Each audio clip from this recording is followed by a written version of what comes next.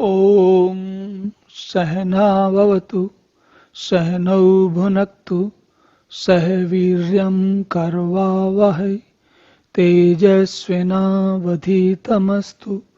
मा विद्विषावहै। ॐ शांति शांति शांति। हरि ओम।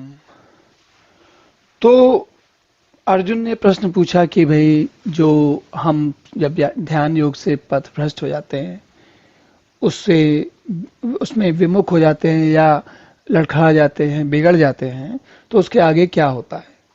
और अर्जुन ने ये भी कहा कि भगवान कृष्ण से कहा कि ये मेरे इस प्रश्न का उत्तर केवल आप ही दे सकते हैं, इसलिए मुझे बताएं।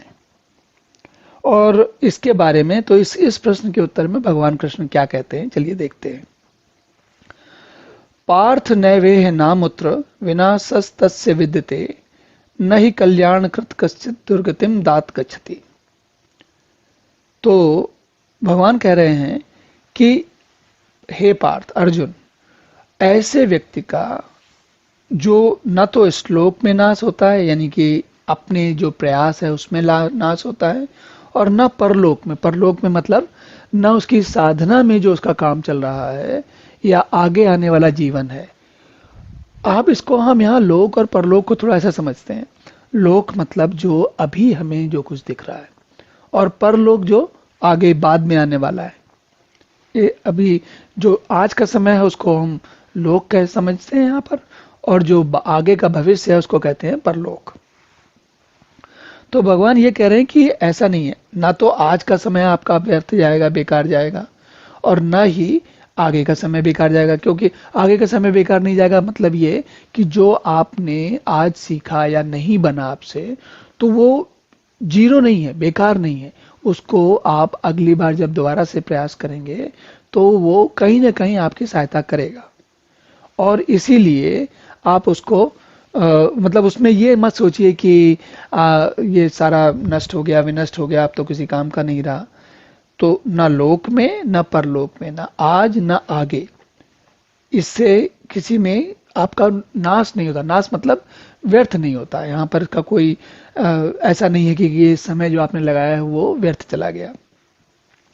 क्योंकि भगवान ये कह रहे हैं कि नहीं कल्याणकृत कश्चित, जो कल्याणकृत कश्चित है, कल्याणकृत में कल्याण के काम में लगा हुआ, जो कल्याण किसका है, हमारा खुद का कल्याण है। कैसे कल्याण है, हम ध्यान योग करेंगे तो हमारा मन शांत होगा, दुखों से दूर होंगे और भगवान को प्राप्त होंगे, इसलिए कल्याण है।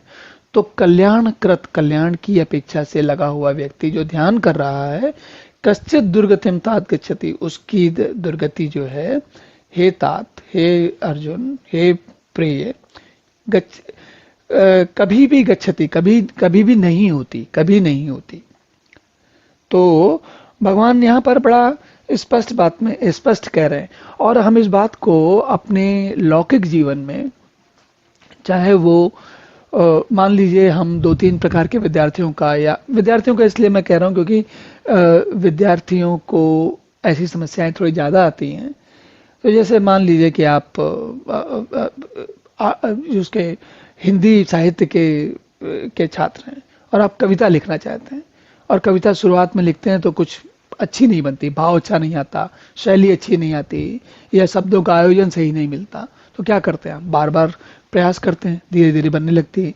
या फिर आप गणित के विद्यार्थी हैं, मान लीजिए कि आपको डिफरेंशियल इक्वेशन या इमेजिनरी जो नंबर्स हैं उनमें कुछ समस्या हो रही है, या प्रोबेबिलिटी स्टैटिस्टिक्स आपको झिला रही है।